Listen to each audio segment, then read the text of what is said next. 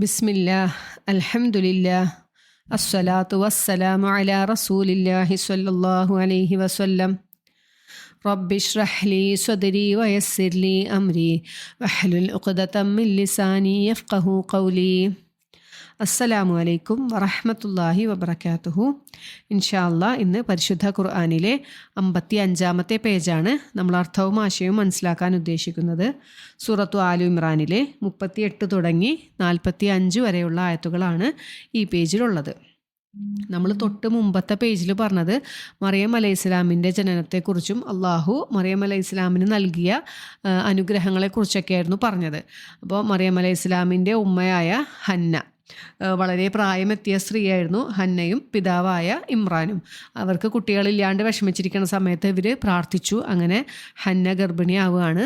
അപ്പോൾ ഒരു നേർച്ച നെയ്യത്താക്കുകയാണല്ലേ, എന്താണ് ഈ ജനിക്കാൻ പോണ കുട്ടീനെ ബൈത്തുൽ മുഖദ്ദസിൻ്റെ പരിപാലനത്തിന് വേണ്ടി വേറെ എല്ലാ കാര്യങ്ങളിൽ നിന്നൊക്കെ ഒഴിഞ്ഞ് അതിന് മാത്രം സ്വതന്ത്രനായി ഞാൻ വിടാമെന്നൊരു നെയ്യത്ത് ചെയ്തു. അങ്ങനെ പ്രസവിച്ചപ്പോൾ അതാണ് പെൺകുട്ടിയായിപ്പോയി. എങ്കിലും പെൺകുട്ടിയാണെങ്കിലും നേർച്ച ചെയ്തപ്പോൾ അത് നിർബന്ധ കാര്യമായി അല്ലേ. അങ്ങനെ ബൈത്തുൽ മുഖദ്ദസിൻ്റെ പരിപാലനത്തിനായിട്ട് മറിയം അലൈഹി ഇസ്ലാമിനെ വിടുകയാണ്. മറിയം അലൈഹി ഇസ്ലാമിൻ്റെ സംരക്ഷണ ചുമതല വന്നത് ആർക്കാണ്? സക്കരിയ അലൈഹി ഇസ്ലാമിനാണ്. അത് അടുത്ത പേജിൽ ഡീറ്റെയിൽ ആയിട്ട് പറയുന്നുണ്ട് എങ്ങനെയാണ് സക്കരിയ അലൈഹി ഇസ്ലാമിന് കിട്ടിയതെന്ന്. അപ്പോൾ ഈ 24 കുടുംബങ്ങളാണ് ബൈത്തുൽ മുഖദ്ദിസ് നിയന്ത്രിച്ചിരുന്നത് എന്നാണ് അറിയപ്പെടുന്നത്. അതിലൊരു കുടുംബത്തിൻ്റെ നേതാവാണ് സക്കരിയ അലൈഹി സ്വലാം. അപ്പോൾ അവർ ഊഴത്തിനനുസരിച്ച് ഓരോ സമയത്ത് ഓരോരോ പുരോഹിതന്മാർ വന്നിട്ടാണ് അവിടുത്തെ കാര്യങ്ങൾ ചെയ്തിരുന്നത്. അപ്പോൾ ഇവർ തമ്മിൽ തർക്കമുണ്ടായി.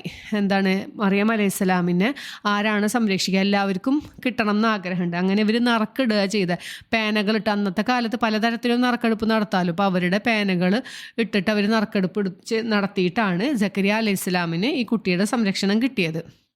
അങ്ങനെ മിഹ്റാബിലാണ് താമസിച്ചുകൊണ്ടിരുന്നത് മറിയം അലൈഹി സ്വലാം. അപ്പോൾ ഓരോ പ്രാവശ്യം ഈ സക്കരിയ അലൈഹി സ്വലാം അങ്ങോട്ട് ചെല്ലുമ്പോഴൊക്കെ അവിടെ നല്ല നല്ല ഫ്രൂട്ട്സ്, നമ്മൾ കാണാത്ത, ഈ നാട്ടിൽ കിട്ടാത്തതും പിന്നെ സക്കരിയ അലൈഹി സ്വലാം കൊണ്ടു കൊടുക്കാത്തതുമായ ഒരുപാട് ഭക്ഷണ സാധനങ്ങൾ, ഫ്രൂട്ട്സ് മാത്രമല്ല മാംസമായിട്ടും അങ്ങനെ പലതരത്തിലുള്ള ഭക്ഷണ സാധനങ്ങൾ ഇരിക്കണ കാണുമ്പോൾ സക്കരിയ അലൈഹി സ്വലാം അത്ഭുതത്തോട് ചോദിക്കും, മോളെ ഇതൊക്കെ എവിടെ നിന്ന് നിനക്ക് കിട്ടിയെന്ന് ചോദിക്കുമ്പോൾ മറിയം അലൈഹി സ്വലാം പറഞ്ഞ മറുപടി, ഇതൊക്കെ എനിക്ക് അള്ളാഹു തന്നതാണ് എന്നാണ് പറഞ്ഞതല്ലേ.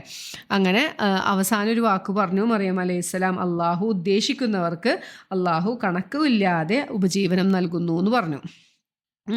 ആ ഒരു വാക്ക് അത് കേട്ടപ്പോൾ പെട്ടെന്നൊരു ചിന്ത സക്കരിയ അലൈഹി സ്വലാമിൻ്റെ മനസ്സിലോട്ട് വരികയാണ്. സാധാരണ രീതിയിൽ നടക്കാത്ത അത്ഭുതകരമായ കാര്യങ്ങളൊക്കെയാണ് നീ നടക്കണം അല്ലേ, ഇതൊക്കെ അള്ളാഹുവിൻ്റെ ഫളല് കൊണ്ട് കിട്ടിയതാണ്. അപ്പം അങ്ങനെയാണെങ്കിൽ എനിക്കും പ്രാർത്ഥിച്ചു കൂടെ എന്നാണ് സക്കരിയ അലൈഹി സ്വലാം ചിന്തിച്ചത്. എന്തിനാണ് പ്രാർത്ഥിച്ചത്? എനിക്കും ഇതുപോലത്തെ ഭക്ഷണം കിട്ടണം, അല്ലെങ്കിൽ ഇതിനേലും മുന്തിയ ഭക്ഷണം കിട്ടണം എന്നാണോ അദ്ദേഹം പ്രാർത്ഥിച്ചത്? ഒരിക്കലും അല്ല, തനിക്കൊരു സന്താനത്തെ വേണം. കാരണം സക്കരിയ അലൈഹി സ്വലാമിന് 120 വയസ്സായിരുന്നു, ഭാര്യയായ എലിസബത്തിന് 90 വയസ്സുമായിരുന്നു. അപ്പോൾ എലിസബത്ത് പ്രസവിക്കാത്ത സ്ത്രീയാണ്, പ്രകൃതിപരമായി തന്നെ പ്രസവിക്കാത്ത വന്ധ്യയാണെന്നാണ്. അപ്പോൾ വന്ധ്യയായൊരു ഭാര്യയും പിന്നെ ഈ സക്കരിയ അലൈഹി സ്വലാമിന് ഒരുപാട് പ്രായമായി.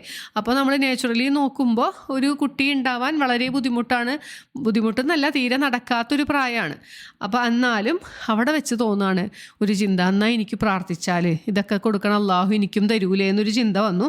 അങ്ങനെ അടുത്ത ആയത്ത് പറയണത് സക്കരിയ അലൈഹി സ്വലാമിൻ്റെ പ്രാർത്ഥനയാണ്. അദ്ദേഹം അവിടെ നിന്നുകൊണ്ട് തന്നെ പ്രാർത്ഥിക്കുകയാണ്, അവിടെ വെച്ച് തന്നെ പ്രാർത്ഥിച്ചു, ആ മെഹ്റാബിൽ പ്രാർത്ഥിച്ചു, എനിക്ക് വിശിഷ്ടമായ ഒരു സന്താനത്തെ നൽകണേ എന്നാണ് പ്രാർത്ഥിച്ചത്. അപ്പോൾ നമുക്ക് ആയത്തൊന്ന് നോക്കാം. അഊദു ബില്ലാഹി മിനശ് ശൈത്വാനിർ റജീം ബിസ്മില്ലാഹിർ റഹ്മാനിർ റഹീം ഹുനാലിക ദഅ സക്കരിയ റബ്ബഹു قال رب هب لي من لدنك ذرية طيبة إنك سميع الدعاء. അപ്പം എന്താ, ഹുനാലിക്ക അവിടെ വെച്ച്, എന്ന് വെച്ചാൽ വിളിച്ചു, പ്രാർത്ഥിച്ചു. സക്കരിയ ആരെ വിളിച്ചു? റബ്ബഹു, തൻ്റെ റബ്ബിനോട് സക്കരിയ അലൈഹി സ്വലാം അവിടെ വെച്ച് വിളിച്ച് പ്രാർത്ഥിച്ചു. എന്താ പറഞ്ഞത്? ഖാല റബ്ബി, അദ്ദേഹം പറഞ്ഞു, റബ്ബി എൻ്റെ രക്ഷിതാവേ, ഹബ്ലി റബ്ബി ഹബ്ലി, വഹബ എന്നാണ് അവിടുത്തെ വാക്ക്. വഹബ എന്ന് വെച്ചാൽ ഔദാര്യം, പ്രദാനം ചെയ്യണമേ, നിന്റെ ഫضല് കൊണ്ട് എനിക്ക് നൽകണേ. ഹബ്ലി എനിക്ക് നീ നൽകണേ, മില്ലതുങ്ക നിന്റെ അടുക്കൽ നിന്നും, ദുര്രിയത്തൻ ദുര്രിയത്ത് എന്ന് വെച്ചാൽ സന്തതി, സന്തതിയെ നൽകണം. എങ്ങനത്തെ സന്തതി ആയിരിക്കണം? തൊയ്യിബ ഏറ്റവും വിശിഷ്ടമായൊരു സന്തതിയെ നീ എനിക്ക് നൽകണേ എന്നാണ് പ്രാർത്ഥിച്ചത്. അത് കഴിഞ്ഞിട്ട് പറയണ ഒരു വാക്ക് ഇന്നക സമീഉ ദുആ, തീർച്ചയായും നീ പ്രാർത്ഥന കേൾക്കുന്നവനാണ്. അപ്പോൾ ഏതൊരു പ്രാർത്ഥന നമ്മൾ പ്രാർത്ഥിക്കുമ്പോഴും അള്ളാഹുവിനെ പുകഴ്ത്തുന്നത് അള്ളാഹ്ക്ക് ഇഷ്ടമാണെന്നാണ്. അപ്പോൾ അള്ളാഹുവിനെ പുകഴ്ത്തിക്കൊണ്ട് അള്ളാഹുവിൻ്റെ സിഫാത്തുകൾ പറഞ്ഞുകൊണ്ട് പ്രാർത്ഥിക്കുക എന്നുള്ളത് പ്രവാചകന്മാർ മുഖേന നമുക്ക് പഠിപ്പിച്ചു തന്നിട്ടുള്ള കാര്യമാണ്. അപ്പോൾ ഇദ്ദേഹം പ്രാർത്ഥിച്ചത് അങ്ങനെയാണ്, അള്ളാഹുവെ നീ എല്ലാ പ്രാർത്ഥനയും കേൾക്കുന്നവനാണ്, എനിക്ക് വിശിഷ്ടമായൊരു സന്തതിയെ നൽകണേ എന്നാണ് പറഞ്ഞത്. അള്ളാഹു അപ്പം തന്നെ സക്കരിയ അലൈഹി ഇസ്ലാമിൻ്റെ പ്രാർത്ഥനയ്ക്ക് മറുപടി കൊടുക്കുക എന്നാണ്. എപ്പോഴും അതുപോലെ ഉത്തരം കിട്ടണമെന്നില്ല അല്ലേ. അള്ളാഹു ഉടനെ തന്നെ ഉത്തരം നൽകിയില്ലെങ്കിലും എന്താണ്, അള്ളാഹു നമ്മുടെ പ്രാർത്ഥന കേൾക്കുന്നുണ്ട്. അതിനുള്ള പ്രതിഫലം ഇപ്പം കിട്ടിയില്ലെങ്കിലും നമുക്കത് പിന്നീടത്തേക്ക് മാറ്റി വെച്ചിട്ടുണ്ടാവും എന്നുള്ള കാര്യം നമ്മളെപ്പോഴും ഓർക്കുക. അപ്പോൾ നമ്മൾ ഈ പ്രാർത്ഥനയിൽ നിന്ന് മനസ്സിലാക്കേണ്ട ഒരു കാര്യം എന്താണ്, നമുക്ക് നമ്മളെ ചിന്താഗതി അനുസരിച്ച് ഇതെനിക്ക് കിട്ടുമായിരിക്കും, കിട്ടാൻ ചാൻസ് ഉള്ളൊരു കാര്യത്തിന് വേണ്ടിയാണ് നമ്മൾ പ്രാർത്ഥിക്കുക അല്ലേ. ഇപ്പോൾ നമുക്ക് ഇന്നൊരു സാധനം നമ്മളെ അടുത്തുണ്ട്, നമുക്കത് വേണം എന്നായിരിക്കും നമ്മൾ പ്രാർത്ഥിക്കുക. അല്ലെങ്കിൽ നമുക്കത് കിട്ടാൻ ഇപ്പോഴത്തെ ഒരു സാഹചര്യം വെച്ചിട്ട് നമുക്കത് കിട്ടും. അങ്ങനെ ഒരു കാര്യത്തിന് വേണ്ടിയേ നമ്മൾ ദുആ ചെയ്യാറുള്ളൂ. ഒരിക്കലും നമ്മളുടെ ചിന്തയിൽ നിന്ന് അതീതമായി നമുക്ക് കിട്ടാത്തൊരു സാധനത്തിനെ കുറിച്ച് നമ്മൾ അതെന്തായാലും നമുക്ക് കിട്ടൂല, പിന്നെ എങ്ങനെയാണ് പ്രാർത്ഥിക്കണേന്നാണ് നമ്മൾ ചിന്തിക്കുക അല്ലേ. ഇപ്പോൾ ഒരു അസുഖം വന്നു, എല്ലാ ഡോക്ടേഴ്സും പറഞ്ഞു ഇനി ഒരു രക്ഷയില്ല, അതേ ഒരാഴ്ചയും കൂടി സമയമുള്ളൂ, ബാക്കി എല്ലാ അവയവങ്ങളും ഒക്കെ നശിച്ചു, അങ്ങനെയൊക്കെ പറയുമ്പോൾ നമ്മൾ പിന്നെ ആ പ്രാർത്ഥനയൊക്കെ ഉപേക്ഷിച്ചു. ഇനി ആരോട് പ്രാർത്ഥിക്കാനാണ്, കാരണം എല്ലാം പോയി അല്ലേ. പക്ഷേ അങ്ങനെ ഒരു ചിന്ത നമുക്ക് വരാൻ പാടില്ല എന്നാണ് ഇതിൽ നിന്ന് മനസ്സിലാക്കണം. കാരണം നമ്മളെ സൃഷ്ടിച്ച അള്ളാഹുവിന് നമ്മൾ വിചാരിക്കുന്ന കാര്യങ്ങളൊന്നുമല്ല, അതിലപ്പുറം അള്ളാഹ്ക്ക് കഴിയും എന്നുള്ള ആ ഒരു വിശ്വാസത്തിൻ്റെ പുറത്താണ് സക്കരിയ അലൈഹിസ്സലാം ഈ പ്രാർത്ഥന നടത്തിയത് എന്നാണ് നമ്മൾ മനസ്സിലാക്കേണ്ടത്. പിന്നെ ഈ സക്കരിയ അലൈഹിസ്സലാം ഈ കുട്ടീനെ എന്തിനു വേണ്ടിയാണ് ചോദിച്ചത്? തൻ്റെ കുറേ ധനമുണ്ട്, അതിന് പിൻഗാമിയായിട്ട് ആരും ഇല്ലാണ്ടിരിക്കുമോ, അതിന് വേണ്ടിയിട്ടാണോ ചോദിച്ചത്? അല്ല, അദ്ദേഹത്തിൻ്റെ ഈ ദീനിൻ്റെ പ്രബോധനത്തിന് വേണ്ടിയിട്ട് തനിക്ക് ശേഷം തനിക്കൊരു പിന്തുടർച്ചക്കാരനില്ല, ഒരു അവകാശി ഉണ്ടാവാൻ വേണ്ടിയിട്ടാണ് അദ്ദേഹം ഈ ഒരു കുട്ടിക്ക് വേണ്ടിയിട്ട് പ്രാർത്ഥിച്ചത് എന്നാണ് മനസ്സിലാക്കേണ്ടത്. അപ്പോൾ അടുത്ത ആയത്ത് നോക്കുക. ഫനാദത്ഹു, ഫാന്ന് വെച്ചാൽ അപ്പോൾ, നാദ വിളിച്ചു, ഫനാദത്ഹു അപ്പോൾ അദ്ദേഹത്തെ വിളിച്ചു. ആരെ വിളിച്ചത്? അൽ മലായിക്കത്തു, മലക്കുകളാണ് വിവരം പറയാൻ വന്നിട്ടുള്ളത്. വഹുവ ഖായിമുൻ യുസല്ലി, അദ്ദേഹം എന്താ ചെയ്യണത്? നമസ്കരിച്ചുകൊണ്ട് നിൽക്കുകയെന്നു. ഖാമാന്ന് വെച്ചാൽ നിന്നു എന്നാണ്. അപ്പോൾ നമസ്കരിച്ചുകൊണ്ട് അദ്ദേഹം നിൽക്കുകയായിരുന്നു. എവിടെയാണ്? ഫിൽ മിഹ്റാബിൽ തന്നെയാണ് ആരുള്ളത്? മറിയം അലൈഹി ഇസ്ലാം ഉള്ളത് അല്ലേ. അപ്പോൾ അവിടെ മിഹ്റാബിൽ നമസ്കരിച്ചുകൊണ്ട് നിൽക്കുമ്പോൾ, ഈ പ്രാർത്ഥിച്ചുകൊണ്ടിരിക്കുമ്പോൾ ഇവർ മലക്കുകൾ വന്നിട്ട് വിളിക്കുകയാണ്. എന്നിട്ട് പറഞ്ഞു, അന്നല്ലാഹ, നിശ്ചയമായും അള്ളാഹു, യുബശ്ശിറുക, ബഷറ എന്ന് വെച്ചാൽ സന്തോഷ വാർത്ത അറിയിക്കുക, നിനക്ക് സന്തോഷ വാർത്ത അറിയിക്കുന്നു. ആരെക്കുറിച്ചിട്ടാണ്? യഹ്യ എന്ന കുട്ടിയെക്കുറിച്ചുള്ളൊരു സന്തോഷ വാർത്ത അറിയിക്കുകയാണ്. അത് യഹ്യ എന്ന കുട്ടി ജനിക്കാൻ പോകണു എന്നുള്ള സന്തോഷ വാർത്ത മലക്കുകൾ പറഞ്ഞു. എന്നിട്ട് പിന്നെ പറയണത് യഹ്യ അലൈഹിസ്സലാമിൻ്റെ കുറച്ച് പ്രത്യേകതകളാണ് പറയുന്നത്. എങ്ങനെയുള്ള കുട്ടിയായിരിക്കുന്നു? മുസദ്ദിഖൻ, സത്യപ്പെടുത്തുന്നവനാണ്. എന്തിനെയാണ് സത്യപ്പെടുത്തുന്നത്? ബികലിമത്തിൻ മിനല്ലാഹ്, അള്ളാഹുവിൽ നിന്നുള്ളൊരു വാക്കിനെയാണ് സത്യപ്പെടുത്തുന്നത്. അവിടെ അതിൻ്റെ ഉദ്ദേശം പറയണത് ഈസാ നബി അലൈഹി സ്വലാം, വരാൻ പോകുന്ന പ്രവാചകനായ ഈസാ അലൈഹി സ്വലാമിനെ സത്യപ്പെടുത്തിക്കൊണ്ടാണ് യഹ്യ അലൈഹി സ്വലാം വരുന്നത് എന്നാണ് ഒരഭിപ്രായം. പിന്നെ ഒരു അഭിപ്രായം പറയണത് മുമ്പുള്ള വേദഗ്രന്ഥങ്ങളെയൊക്കെ സത്യപ്പെടുത്തിക്കൊണ്ടാണ് ഈ യഹ്യ പ്രവാചകൻ വന്നിട്ടുള്ളത് എന്നാണ് ഒരഭിപ്രായം പറയണത്. പിന്നെ പറഞ്ഞത് വസയ്യിദൻ, ഒരു നേതാവാണ് അദ്ദേഹം. ഹസൂറൻ, ഹസൂറ എന്ന് വെച്ചിട്ടുണ്ടെങ്കിൽ ആത്മനിയന്ത്രണമുള്ള ആളാണ് യഹ്യ അലൈഹി സ്വലാം എന്നാണ് പറഞ്ഞത്. പിന്നെ പറഞ്ഞത് വനബിയൻ, പ്രവാചകനാണ്. മിന സ്വാലിഹീൻ, നല്ല സ്വാലിഹികളിൽ പെട്ട ആളാണ് അദ്ദേഹം എന്ന് പറഞ്ഞു. ഇതൊക്കെയാണ് പ്രത്യേകതകളായിട്ട് പറഞ്ഞത്. അപ്പോൾ ഈസാ നബി അലൈഹി സ്വലാം വരണതിൻ്റെ തൊട്ട് മുമ്പ് തന്നെയാണ് യഹ്യ അലൈഹി സ്വലാം പ്രവാചകനായിട്ട് നിയോഗിക്കണത്. ജനിക്കണതിന് മുമ്പ് തന്നെ പറഞ്ഞു അല്ലേ, പ്രവാചകനാണെന്ന് പറഞ്ഞു, പ്രവാചകനായിട്ടാണ് വരണത് എന്ന് പറഞ്ഞു. എന്നിട്ട് ഈസാ നബി അലൈഹി സ്വലാം വന്നപ്പോൾ ആദ്യം തന്നെ ഒന്നാമതായി ഈസാ നബി അലൈഹി സ്വലാമിൽ വിശ്വസിച്ച ആളും അദ്ദേഹത്തിൻ്റെ പ്രബോധന തത്വങ്ങളൊക്കെ പ്രചരിപ്പിച്ചിരുന്ന ആളായിരുന്നു യഹ്യ അലൈഹി സ്വലാം. അദ്ദേഹം നേതാവായിരുന്നു എന്ന് പറഞ്ഞിട്ടല്ലേ. അദ്ദേഹത്തിൻ്റെ മതവിജ്ഞാനം നല്ലോണം ഉണ്ടായിരുന്നു, നല്ല സ്വഭാവമായിരുന്നു എന്നൊക്കെയാണ് പറയണത്. പിന്നെ ആത്മനിയന്ത്രണമുള്ള ആളെന്ന് പറഞ്ഞത് എല്ലാവിധ കളി തമാശകൾ വിനോദങ്ങളിൽ നിന്നൊക്കെ വിട്ടുനിന്ന് എല്ലാ പാപങ്ങളിൽ നിന്നൊക്കെ വിട്ടുനിന്ന് മാന്യമല്ലാത്തൊരു വിഷയത്തിലും അദ്ദേഹം ഏർപ്പെടാറുണ്ടായിരുന്നില്ല എന്നാണ് പറയണത്. ഇദ്ദേഹത്തിന് ബൈബിളിൽ അറിയപ്പെടുന്നത് സ്നാപക യോഹന്നാൻ എന്നറിയപ്പെടുന്നത് യഹ്യ അലൈഹി ഇസ്ലാമിനെയാണെന്നാണ് പറയണത്. പിന്നെ ഇദ്ദേഹം ഒരു സദ്വൃത്തനായ ഒരു ആയിരിക്കും എന്നൊക്കെയാണ് സന്തോഷ വാർത്ത അറിയിച്ചത്. അപ്പോൾ ഈ സന്തോഷം കേട്ടപ്പോൾ, ഈ വാർത്ത കേട്ടപ്പോൾ സന്തോഷവും അത്ഭുതവും കൊണ്ട് സക്കരിയ അലൈഹി സ്വലാം ചോദിക്കണം, റബ്ബേ എനിക്ക് എങ്ങനെയാണ് ഒരു കുട്ടി ഉണ്ടാവുക?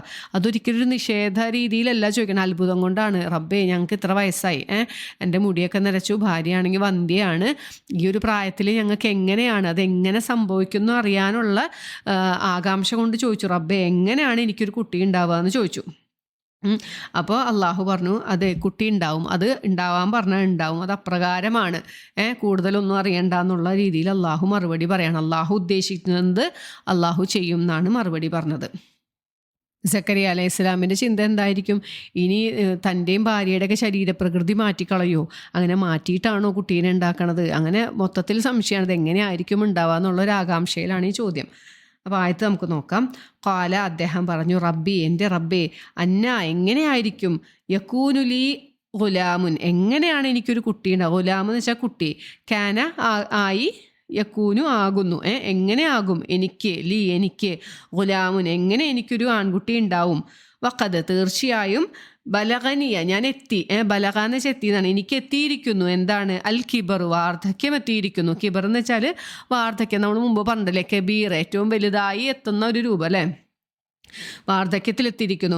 വമ്രഅതി ആഖിർ എൻ്റെ ഭാര്യ ആവട്ടെ ആഖിറാണ്, വന്ധ്യയാണ്, പിന്നെ എങ്ങനെയാണ് എനിക്കൊരു കുട്ടി ഉണ്ടാവുക എന്നാണ് ചോദിക്കുന്നത്.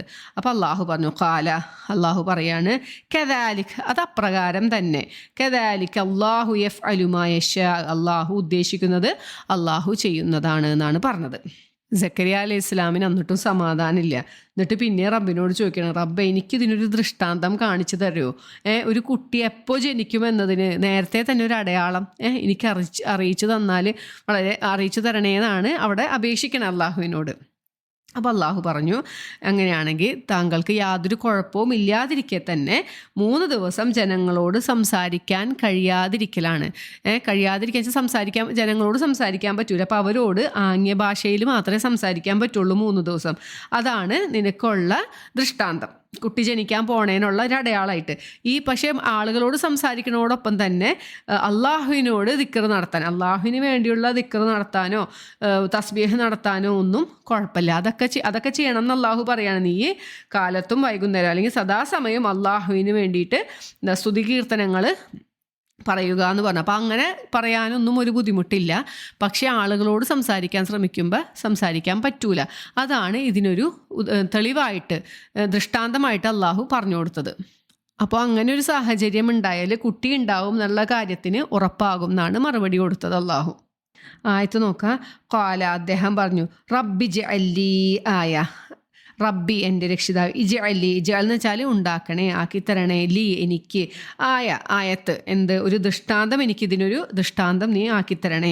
അപ്പോൾ ഖാല അദ്ദേഹം അള്ളാഹു പറഞ്ഞു, ആയത്തുക നിൻ്റെ ദൃഷ്ടാന്തം അല്ലെങ്കിൽ ഇതിൻ്റെ ഒരു അടയാളം, അല്ലാ തുകല്ലിമന്നാസ ജനങ്ങളോട് നീ സംസാരിക്കാതിരിക്കലാണ്, നിനക്ക് സംസാരിക്കാൻ പറ്റാണ്ടാവലാണ്.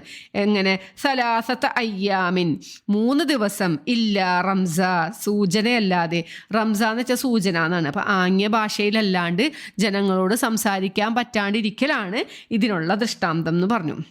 എന്നിട്ട് അള്ളാഹു പറഞ്ഞു, വദ്കുർ നീ സ്മരിക്കുക, റബ്ബക നിൻ്റെ രക്ഷിതാവിനെ സ്മരിക്കുക, കസീറൻ ധാരാളമായി നീ നിൻ്റെ റബ്ബിനെ ഓർക്കുക, വസബ്യഹ് നീ തസ്ബീഹ് നടത്തുക, ബിൽ അശിയ്യി വൽ ഇബ്കാർ വൈകുന്നേരവും രാവിലെയും നീ അള്ളാഹുവിന് കീർത്തനങ്ങൾ നടത്തുക. അതായത് കാലത്തെയും വൈകുന്നേരത്തെയും പ്രാർത്ഥനകൾ നീ നടത്തുക എന്നൊരർത്ഥമുണ്ട്. അല്ലെങ്കിൽ സദാസമയം നീ അള്ളാഹുവിനെ സ്തുതിച്ചുകൊണ്ടിരിക്കുക എന്നുള്ള അർത്ഥമുണ്ട്. അപ്പോൾ ശാരീരികമായി യാതൊരു തകരാറും ഇല്ലാണ്ട് തന്നെ 3 ദിവസം സംസാരിക്കാൻ പറ്റാണ്ടിരിക്കലാണ് ഇതിനൊരു തെളിവ്. സംസാരിക്കാണ്ടിരിക്കാൻ പറ്റിയ ജനങ്ങളോട് ബാക്കിയൊരു കാര്യവും സംസാരിക്കാൻ പറ്റില്ല, പക്ഷേ അള്ളാഹുവിനോടുള്ള തസ്ബീഹ് നടത്തുന്നതിൽ കുഴപ്പമൊന്നുമില്ല, അതിന് പറ്റും എന്നാണ് പണ്ഡിതന്മാർ ഇതിനെ കുറിച്ചിട്ട് അഭിപ്രായപ്പെട്ടിട്ടുള്ളത്. അപ്പോൾ യഹ്യ അലൈഹി ഇസ്ലാമിൻ്റെ ജനനത്തിനെ കുറിച്ചുള്ള കാര്യങ്ങൾ ഇവിടെ അവസാനിക്കുകയാണ്. അടുത്തത് വീണ്ടും മറിയം അലൈഹി ഇസ്ലാമിലേക്ക് തന്നെ അള്ളാഹു പോവുകയാണ്.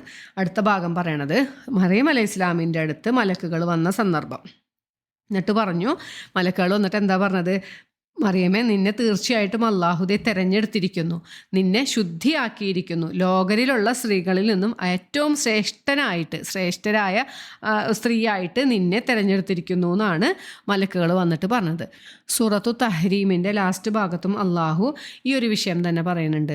സത്യവിശ്വാസികൾക്ക് മാതൃകയായിക്കൊണ്ട് അള്ളാഹു ഫിർഔനിൻ്റെ ഭാര്യയെയും ഇമ്രാൻ്റെ മകൾ മറിയമിനെയും അള്ളാഹു തെരഞ്ഞെടുത്തിരിക്കുന്നു എന്ന് പറഞ്ഞു. അപ്പം മറിയം അലൈഹി ഇസ്ലാമിനെ കുറിച്ചിട്ട് ഖുർആനിൽ 34 പ്രാവശ്യമാണ് അള്ളാഹു പറഞ്ഞിട്ടുള്ളത് എന്നാണ്. ആകെ ഖുർആനിൽ പറഞ്ഞിട്ടുള്ള ഒരു സ്ത്രീയുടെ പേരായിട്ട് എടുത്ത് പറഞ്ഞിട്ടുള്ളത് മറിയം ബീവിയുടെയാണ്. അപ്പം നേരത്തെ പറഞ്ഞത് ഫിർഔനിൻ്റെ ഭാര്യ എന്നാണ് പറഞ്ഞത്, ഒരിക്കലും ഭാര്യയുടെ പേര് പറഞ്ഞിട്ടില്ല. അപ്പം പേരെടുത്ത് പറഞ്ഞ ഒരേ ഒരു സ്ത്രീ മറിയം മാത്രമാണ്. മറിയം ബീവിയുടെ പേരിൽ ഒരു സൂറത്ത് തന്നെ ഉണ്ടല്ലേ. അള്ളാഹു അത്രയും വിശിഷ്ടയാക്കിയ ഒരു സ്ത്രീയാണ് മറിയം അലൈഹിസ്സലാം. ആയത്ത് നമുക്ക് നോക്കാം. ഇത് കാലത്തിൽ മലായിക്കത്തു, മലക്കുകൾ പറഞ്ഞ സന്ദർഭം. ഇതെന്ന് വെച്ചാൽ സന്ദർഭം, കാല പറഞ്ഞു, കാലത്ത് പറഞ്ഞു, അൽ മലായിക്കത്തു മലക്കുകൾ പറഞ്ഞൊരു സന്ദർഭം. എന്തെന്നാ പറഞ്ഞത്? യാ മറിയം, ഹേ മറിയമേ, ഇന്നല്ലാഹ നിശ്ചയമായും അള്ളാഹു ഇസ്തഫാക്കി, ഇസ്തഫ എന്ന് വെച്ചാൽ തെരഞ്ഞെടുത്തിരിക്കുന്നു, നിന്നെ തെരഞ്ഞെടുത്തിരിക്കുന്നു. വത്തൊഹറക്കി, നിന്നെ നമ്മൾ തൊഹൂർ എന്നൊക്കെ നല്ലോണം കേട്ടിട്ടുള്ള വകല്ലേ. വത്തൊഹറക്കി, നിന്നെ ശുദ്ധിയാക്കിയിരിക്കുന്നു. വസ്തഫാക്കി, ഇസ്തഫ എന്ന് വെച്ചാൽ രണ്ടാമതും പറയാണ്, നിന്നെ തെരഞ്ഞെടുത്തിരിക്കുന്നു. എങ്ങനെ? അലാ നിസാഇൽ ആലമീൻ, ലോകരിലുള്ള സ്ത്രീകളിൽ നിന്ന് നിന്നെ അള്ളാഹു തെരഞ്ഞെടുത്തിരിക്കുന്നു എന്നുള്ളൊരു സന്തോഷ വാർത്ത മലക്കുകൾ വന്നിട്ട് മറിയം അലൈഹി ഇസ്ലാമിനോട് പറയാണ്. അപ്പം ഈ മലക്കുകൾ വന്ന് പറഞ്ഞു എന്ന് നേരത്തെയും പറഞ്ഞു അല്ലേ, നമ്മൾ സക്കരിയ അലൈഹി ഇസ്ലാമിൻ്റെ അടുത്തും മലക്കുകൾ വന്നിട്ടാണ് പറഞ്ഞതെന്ന് പറഞ്ഞു. അപ്പം അതിൽ പണ്ഡിതന്മാർ പറയണത് ഒരു കൂട്ടം മലക്കുകളാണ് ഈ സന്തോഷ വാർത്ത അറിയിക്കാനായിട്ട് വന്നിട്ടുള്ളത്. അതിൽ നിന്നും ജിബ്രീൽ അലൈഹി ഇസ്ലാം മുന്നോട്ട് വന്നിട്ടാണ് കാര്യം പറയണത് എന്നാണ് പറഞ്ഞത്. അല്ലാണ്ട് എല്ലാ മലക്കുകളും കൂടി ഒരുമിച്ച് പറയല്ലോ. അപ്പോൾ ഒരു കൂട്ടം മലക്കുകൾ വന്നു, എന്നിട്ട് അതിൽ നിന്ന് ജിബ്രീൽ അലൈഹി ഇസ്ലാം വന്നിട്ടാണ് ഈ സന്തോഷ വാർത്ത അറിയിക്കണതെന്നാണ്. സൂറത്തു മറിയത്തിൽ കുറച്ചും കൂടി ഡീറ്റെയിൽ ആയിട്ട് പറയുന്നുണ്ട്. ജിബ്രീൽ അലൈഹി സ്വലാം മനുഷ്യരൂപത്തിലാണ് വരുന്നത്. അപ്പോൾ അവർ തമ്മിലുള്ള സംഭാഷണമൊക്കെ സൂറത്തു മറിയത്തിൽ പറയുന്നുണ്ട്. അപ്പോൾ ഇവിടെ നമ്മളിപ്പോൾ ഇത്രയും മനസ്സിലാക്കുക, മലക്കുകൾ വന്നിട്ട് സന്തോഷ വാർത്ത അറിയിച്ചു. എന്താണ്? നിന്നെ തെരഞ്ഞെടുത്തിരിക്കുന്നു, ശുദ്ധിയാക്കിയിരിക്കുന്നു. ആ ശുദ്ധിയാക്കിയിരിക്കുന്നു എന്ന് പറഞ്ഞാൽ എന്താ? നീ പരിശുദ്ധയാണെന്ന് ആദ്യമേ തന്നെ പറയാണ്. കാരണം ഇനി വരാൻ പോണ എന്താണ്, വാപ്പ ഇല്ലാണ്ട് ജനിക്കാൻ പോണ ഒരു കുട്ടിയുടെ ഉമ്മയാണ്. അപ്പോൾ ഒരുപാട് അപമാനം സഹിക്കേണ്ടി വരും. അപ്പോൾ ആദ്യം തന്നെ അള്ളാഹു പറയാണ്, നിന്നെ ഞാൻ ശുദ്ധിയാക്കിയിരിക്കുന്നു എന്ന് പറഞ്ഞു. എന്നിട്ട് മറിയം അലൈഹി ഇസ്ലാമിനോട് വീണ്ടും പറയാണ്, നീ റബ്ബിന് വേണ്ടിയിട്ട് ഭക്തി കാണിക്കുക, നീ സുജൂദ് ചെയ്യുക, റുക്കൂ ചെയ്യുക, കുമ്പിടുന്നവരുടെ കൂടെ കുമ്പിടുക. അതായത് ജമാഅത്തായിട്ട് ചെയ്യണ കാര്യമായിരിക്കും പറയണത്. അപ്പം യാ മറിയം, ഹേ മറിയമേ, കുനത്തി, കനത്താന്ന് വെച്ചാൽ ഭക്തി കാണിക്കുക എന്നാണ്. അപ്പം നീ ഭക്തി കാണിക്കുക ആർക്ക്? ലി റബ്ബിക്ക്, നിൻ്റെ രക്ഷിതാവിന് നീ ഭയഭക്തിയോടുകൂടി ഭക്തി കാണിക്കുക. വസ്ജുദി, നീ സുജൂദ് ചെയ്യുക. വർക്കഈ, നീ റുക്കൂ ചെയ്യുക. മഅറാക്കിഈൻ, റുക്കൂ ചെയ്യുന്നവരുടെ കൂടെ നീ റുക്കൂ ചെയ്യുക എന്നും അള്ളാഹു പറഞ്ഞു. ഇനി ഇത്രയും പറഞ്ഞു കഴിഞ്ഞിട്ട് അടുത്തൊരായത്ത് പറയുന്നത് നബി സല്ലല്ലാഹു അലൈഹി വസല്ലമയോടാണ്. നബിക്കല്ലേ ഇതൊക്കെ പറഞ്ഞു കൊടുക്കണത്.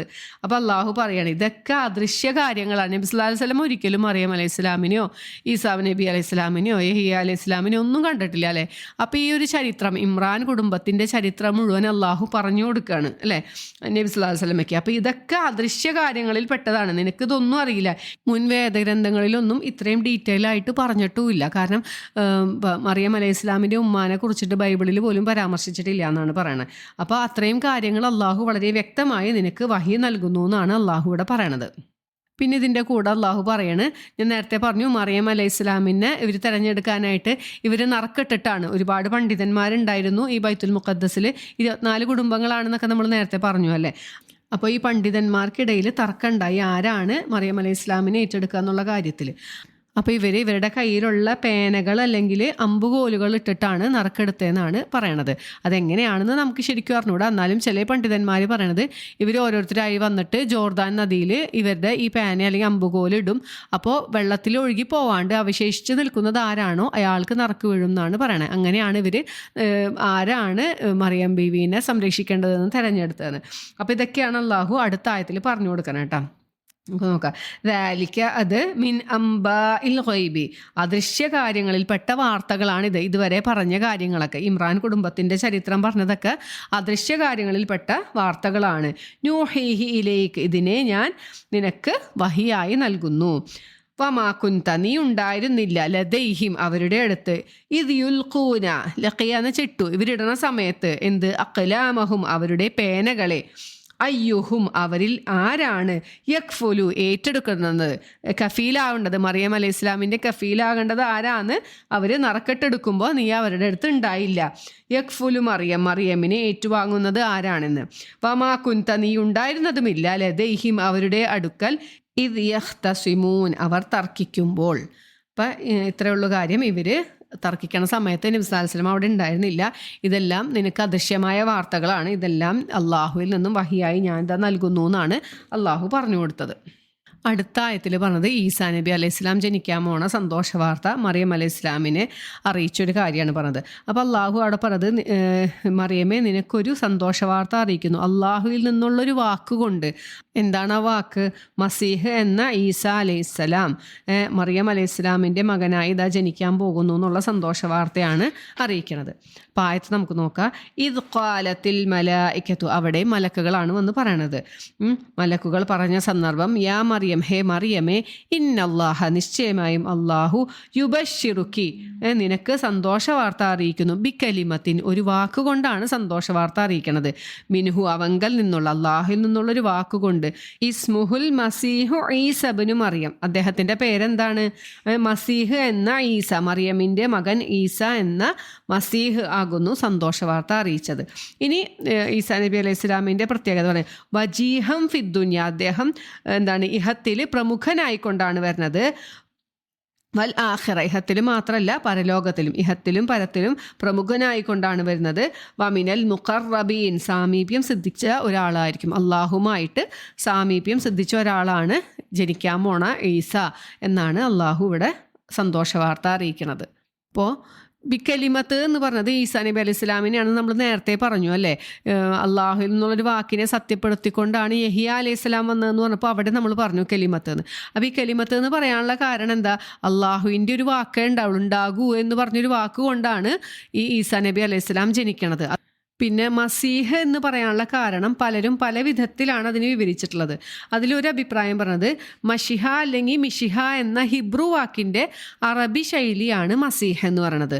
അപ്പോൾ ആ വാക്കിൻ്റെ ശരിക്കുള്ള അർത്ഥം അഭിഷേകം ചെയ്യപ്പെട്ടവൻ അല്ലെങ്കിൽ അഭിഷിക്തൻ എന്നൊക്കെയാണ് അർത്ഥം. ഇതേ അർത്ഥമുള്ള ഒരു ഗ്രീക്ക് പദമാണ് ക്രിസ്തു എന്ന വാക്കും എന്നാണ് പറയണത്. മസഹ എന്ന ഈ അറബി വാക്കിൻ്റെ അർത്ഥം തടവുക എന്നാണ്. അപ്പോൾ അന്നത്തെ വേദക്കാരിലുണ്ടായിരുന്ന ഒരു ആചാരം എന്ന് വെച്ചാൽ ഒരാളെ രാജാവായോ അല്ലെങ്കിൽ പുരോഹിതനായോ ഒക്കെ വാഴിക്കുമ്പോൾ അദ്ദേഹത്തിൻ്റെ തലയിൽ ഒരു പ്രത്യേകതരം തൈലം ഒഴിച്ചിട്ട് ഇവർ തൊട്ട് തടവിക്കൊണ്ടുള്ള ഒരു അഭിഷേക കർമ്മം അന്ന് നടത്താറുണ്ടായിരുന്നു. അപ്പോൾ അതുകൊണ്ടാണ് ഈ മസീഹ എന്നൊരു പേര് വന്നതെന്നും പറയുന്നുണ്ട്. അപ്പോൾ ഈസാ നബി അലൈഹി ഇസ്ലാമിനെ കുറിച്ച് സന്തോഷ വാർത്ത അറിയിച്ചപ്പോൾ അള്ളാഹു പറഞ്ഞ വിശേഷണങ്ങൾ എന്താണ്?